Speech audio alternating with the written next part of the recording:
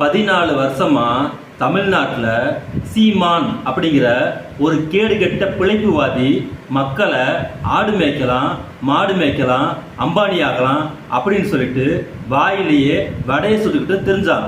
நம்ம ஆளுகளும் இந்த ஆளை காமெடி பீஸ்ன்னு சொல்லிட்டு லெஃப்ட் ஹேண்டில் டீல் பண்ணிக்கிட்டு இருந்தாங்க.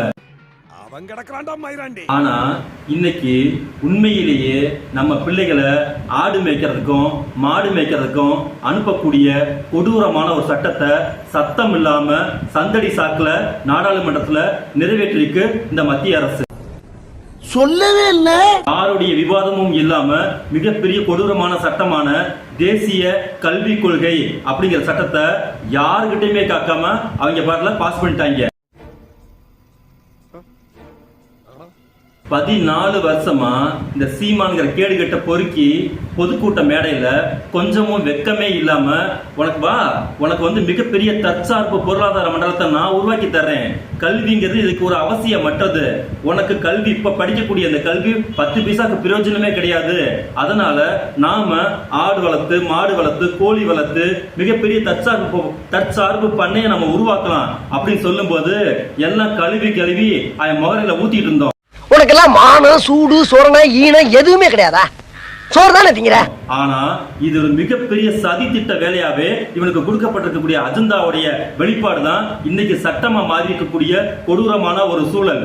நல்லா கவனிச்சு பாருங்க. அவன் சொல்லியிருக்கக்கூடிய வார்த்தைகளை, உனக்கு படிக்க விருப்பம் இருக்கா, படி, படிக்க விருப்பம் இல்லையா, நேரடியாக அண்ணன்ட்ட வந்துரு, உனக்கு தகுந்த வேலையை நான் உருவாக்கி தரேன். இதுதாங்க முக்கியமான ஆபத்து. இந்த தேசிய கல்வி கொள்கைங்கிற சொல்லக்கூடிய முக்கியமான மிக கொடூரமான வேலையை இந்த இடம் தான், சீமான் சொல்லக்கூடிய இந்த இடம் தான். இதை வந்து மக்கள்கிட்ட எளிமைப்படுத்துவதற்காக இவன் ஒரு 14 வருஷமா இந்த வார்த்தையை கொண்டுட்டு போய் அந்த படித்த இளைஞர்கள்ட்ட, சரி ஓகே படிச்சது தான் வேலை கிடைக்கல, பேசாம நம்ம ஆடு மாடு மேய்க்க போய் கூட பொழைச்சுக்கலாம் அப்படிங்கிற ஒரு மனநிலையை உருவாக்குவதற்குரிய அந்த ஒரு உளவியல் ரீதியான தாக்கத்தை 14 வருஷம் செஞ்சுக்கிட்டு இருக்கான். மகிழ், இன்னைக்கு நீ ஸ்கூலுக்கு போக வேண்டாம்னு அப்பா சொல்கிறேன், ஆனால் அம்மா வந்து நீ இன்னைக்கு ஸ்கூலுக்கு போகணும் அப்படின்னு சொல்கிறாங்க. நீ யார் பக்கம் பண்ணிக்கிற? உனக்கு அம்மா பிடிக்குமா அப்பாவை பிடிக்குமாப்பா? அப்பா தான் பிடிக்குமா? ஏன்ப்பா ஸ்கூலுக்கு போக வேண்டாம்னு சொன்னா இல்லையா? பார்த்தீங்களா, இப்படி தான் ஸ்கூலுக்கு போக வேண்டாம்னு சொல்கிற சீமான பல குழந்தைகளுக்கு ஏன் பிடிக்குதுன்னா தான் ஸ்கூலுக்கு போகணும்னு சொன்னால் குழந்தைகளுக்கு பிடிக்காது இல்லைப்பா. அதுக்காக நம்ம அப்படி சொல்லக்கூடாது. அந்த குழந்தைக்கு ஸ்கூலுக்கு போக மாட்டேன்னு சொன்னாலும் ஸ்கூலுக்கு போகணும்னு நம்ம தான் பேசி புரிய வச்சு அனுப்பணும். சீமான் மாதிரி ஆடு மேய்க்க போ மாடு மேய்க்க போ ஸ்கூலுக்கு போகாத அப்படின்னு சொல்லக்கூடாது. அதனுடைய வெளிப்பாடு தான் இந்த தேசிய கல்விக் கொள்கை. என்ன சொல்லுதுன்னு கேட்டீங்கன்னா, இதுக்கு முன்னாடி இருக்கக்கூடிய கல்வி உரிமை சட்டம்ங்கிறது கட்டாயமான கல்வி உரிமை சட்டம். யாராக இருந்தாலும் அந்த பிள்ளைய கட்டாயமா பள்ளிக்கூடத்துக்கு போகணும். அப்படி பள்ளிக்கூடத்துக்கு போகலைன்னா அந்த பெற்றோர்களுக்கு சிறை உண்டுன்னு சொல்லிட்டு சொல்லக்கூடிய அளவிற்கான சட்டம் பழைய சட்டம். இந்த சட்டம் என்ன சொல்லுதுன்னு கேட்டீங்கன்னா, 1வது 2வது படிக்கக்கூடிய ஒரு பிள்ளைகிட்ட போயிட்டு, பாப்பா உனக்கு வந்து படிக்கிறதுக்கு விருப்பம் இருக்காயான்னு கேட்டா அது என்ன சொல்லும்? ஆமா நான் படிக்க போறேன், டாக்டர் ஆக போறேன்னு சொல்லுமா? எனக்கு விருப்பம் இல்லை, நான் வீட்டுல போய் விளையாட போவேன்னு சொல்லுது. அப்படிதான் சொல்லும். உடனே சரி அந்த பொண்ணு தான் விளையாடுறதுக்கு விருப்பது இல்ல, அந்த பொண்ணை விளையாட அனுப்பிடுங்க, எதுக்கு படிச்சுக்கிட்டு இப்படின்னு சொல்லக்கூடிய சட்டம் இந்த உலகத்திலேயே எவ்வளவு மோசமான சட்டம். அந்த சட்டம் தான் இந்த தேசிய கல்வி உரிமை சட்டம், இந்த தேசிய கல்வி திட்டம்ங்கிறத பிஜேபி கொண்டு வந்திருக்கக்கூடிய சட்டம். மேலோட்டமா பார்த்தா இது பார்க்கறதுக்கு கொஞ்சம் கலரிங்கா இருக்கும், நல்லா இருக்கும். யார் யாரெல்லாம் படிக்க விருப்பப்படுறாங்களோ உள்ள வாங்கப்பா, யார் யாருக்கெல்லாம் கல்வி விருப்பம் இல்லையோ சும்மையா கருதுறீங்களோ உங்களுக்கான மாற்று சூழலை நான் உருவாக்கி தரோம், நீங்க வெளியில போங்கப்பான்னு. இது எவ்வளவு பெரிய ஆபத்தான திட்டம் யோசனை பண்ணி பாருங்க. கல்விங்கிறது என்னது அடிப்படையில காலையில படிக்கணும், அப்புறம் சாப்பிட்டதுக்கு அப்புறம் ஸ்கூல்ல போய் படிக்கணும், அப்புறம் சாயந்தரம் வந்து கொஞ்ச நேரம் விளையாட்டு சாயந்தரம் படிக்கணும், அதன் பிறகு வீட்டு பாடம் செய்யணும், திரும்ப படிக்க போகணும். இந்த மாதிரி சூழல் உருவாகும் போதுதான் கல்விங்கிற ஒரு கட்டமைப்பு, அறிவுங்கிற கட்டமைப்பு வந்து நம்மளுடைய மூளையில படிப்படியா வளரும். இவை என்ன சொல்றானா, விருப்பமா இருந்தா உள்ளவா, விருப்பம் இல்லைன்னா வெளியே போகும்போது யார் விருப்பப்பட்டு உள்ளே வருவார்கள்? யாருமே விருப்பப்பட்டு வரமாட்டாங்க. அப்போ விருப்பப்பட்டு வெளியே போகும்போது உனக்கு துக்கடான ஒரு பேப்பர்ல ஒரு சர்டிபிகேட் கொடுத்துருவேன் போ வெளியேங்கும் போது கல்வியை அடியோடு தடுத்து நிறுத்துவதற்கான அடிப்படை வேலையை இவனுக்கு செய்ய ஆரம்பிச்சிட்டாங்க. யார் வந்து கட்டாயமா பள்ளிக்கூடத்துக்கு போவான்னு கேட்டீங்கன்னா, பார்ப்பன பனியா பணக்கார இந்த மாதிரி மேல்தட்டு சமூகம் மட்டும்தான் இனிமே கல்வி அப்படிங்கிற சூழலை உருவாக்குவதற்கான சட்டம் தான் இந்த தேசிய கல்வி உரிமை சட்டம். என் பையன் பள்ளிக்கூடத்துல படிக்க போறான் சாமி. உன் பையன்லாம் பள்ளிக்கூடத்துல படிச்சா உனக்கு அடுத்து வெட்டியா வேலை பார்க்கறது யாரு? கொஞ்ச நாளைக்கு நீயும் புள்ளையும் பாருங்க. வாடா கண்ணா. ஆரம்பத்துல இருந்தே சீமான் பொது வெளி மேடைகள்ல கொஞ்சம் கூட கூச்சமே இல்லாம அந்த வார்த்தைகளை சொல்லியிருக்கான். என்ன வார்த்தைன்னு கேட்டீங்கன்னா, இப்ப இருக்கக்கூடிய கல்வி முறையில அண்ணனுக்கு உடன்பாடே கிடையாது. அதாவது மெக்காலாவோட கல்வி திட்டத்தை மீது அந்த அளவுக்கு உடன்பாடு கிடையாதான். ஏன்னு கேட்டீங்கன்னா, மெக்காலாவுடைய கல்வியோடைய உரிமை என்ன சொல்றதுன்னு கேட்டீங்கன்னா, தமிழ் மற்றும் ஆங்கிலம் இந்த இரு மொழி கொள்கை தான் மெக்காலே வலியுறுத்துது. ஆனா இவன் என்ன சொல்ல வரான் கேட்டீங்கன்னா, தமிழ் தேசிய கல்வி முறை. தமிழ் தேசிய கல்வி முறைனா என்னது? இந்திய தேசிய கல்வி முறை. இந்திய தேசிய கல்வி முறைனா என்னது? இந்தி தேசிய கல்வி முறை. இந்தி தேசிய கல்வி முறைனா என்னது? சமஸ்கிருத தேசிய கல்வி முறை. நீங்க நல்லா நினைச்சிட்டு இருப்பீங்க, இவன் தமிழ் தேசியத்தை கொண்டுட்டு வந்து உங்க முன்னாடி தூக்கி கொடுத்துருவான்னு நினைச்சிட்டு இருக்கீங்க. ஆனா இவன் 1ஆம் நம்பர் பார்ப்பன அடிவரடி. அதனால இங்க தமிழை முன்னிலைப்படுத்த மாட்டானா, அங்க வந்துகிட்டு தமிழுக்கு பதிலாக ஆங்கிலமும் கிடையாது, இந்தி மற்றும் சமஸ்கிருதத்தை கொண்டுட்டு வருவதற்கான அந்த அடிப்படை வேலையை தான் 14 வருஷமா தமிழ் தேசியங்கிற போர்வையில மக்களை ஏமாத்தி அந்த மக்கள்கிட்ட இருந்து காசையை பறிச்சுக்கிட்டு வயிறு வளர்த்துட்டு இருந்தான்.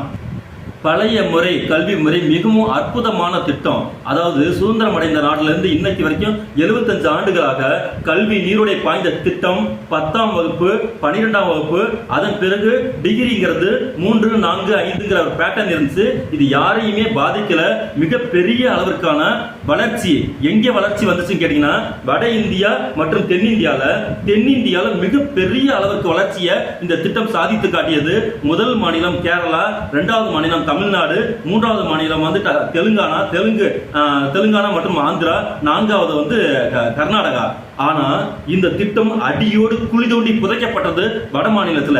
ஏன்னு கேட்டீங்கன்னா, அங்க அவனுக்கு இந்தி கட்டாயம் சொல்லும் போது அவன் பேசிக்கா இந்தியிலேயே பாஸ் பண்ணுவதற்குரிய யோக்கியதை இல்லாதனால 10%, 5% இருந்த இந்த கல்வி முறையை பார்த்து வடநாட்டா இன்னைக்கு வரைக்கும் பிஜேபிக்கு ஓட்டு போடக்கூடிய வாக்கு வங்கிகளா அங்க இருக்கக்கூடிய குடும்பத்தையும் மாணவர்களையும் வச்சுக்கிட்டு இருந்தான்.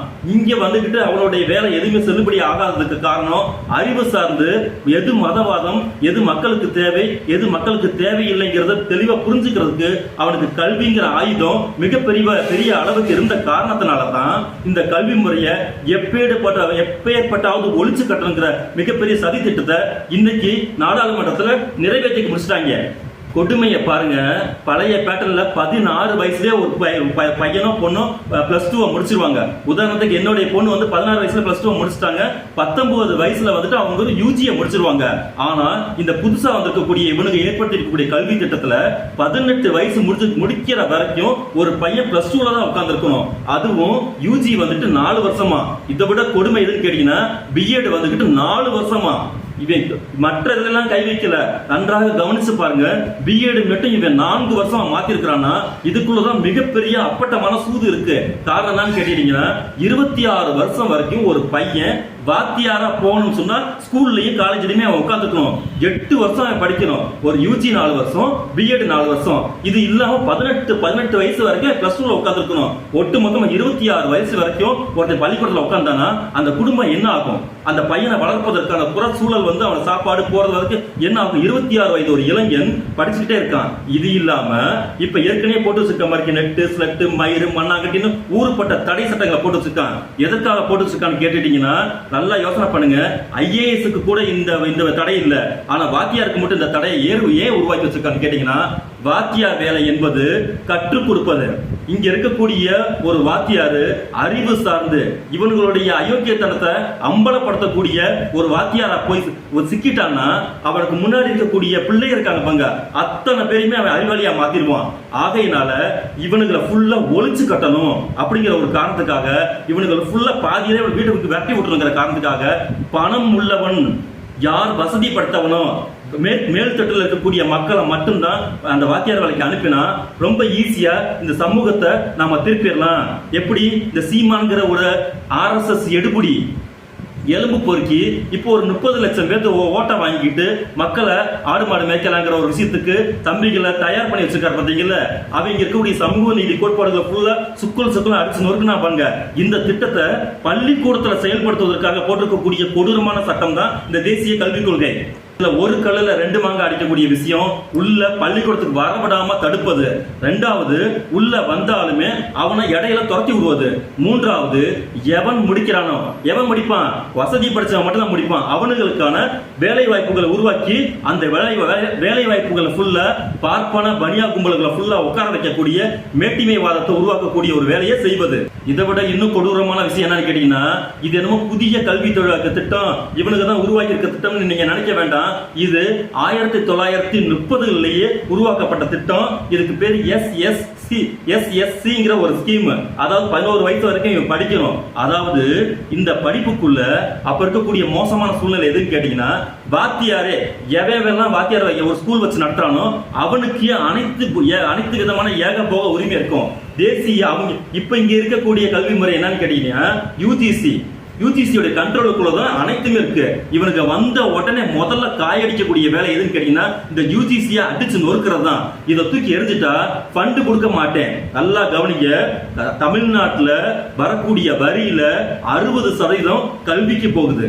மத்திய அரசு சொல்லக்கூடிய இந்த தேசிய கல்வி திட்டத்துல ஃபண்டே உனக்கு கொடுக்க மாட்டேன். அப்ப ஃபண்டே கொடுக்கலன்னா எப்படா வந்து நீங்க இந்த எஜுகேஷனை நீங்க ரன் பண்ணுவீங்கன்னா, நான் பிரைவேட் செக்டார்ல கொடுத்துருவேன் சொல்லி ஒளிஞ்சுச்சா.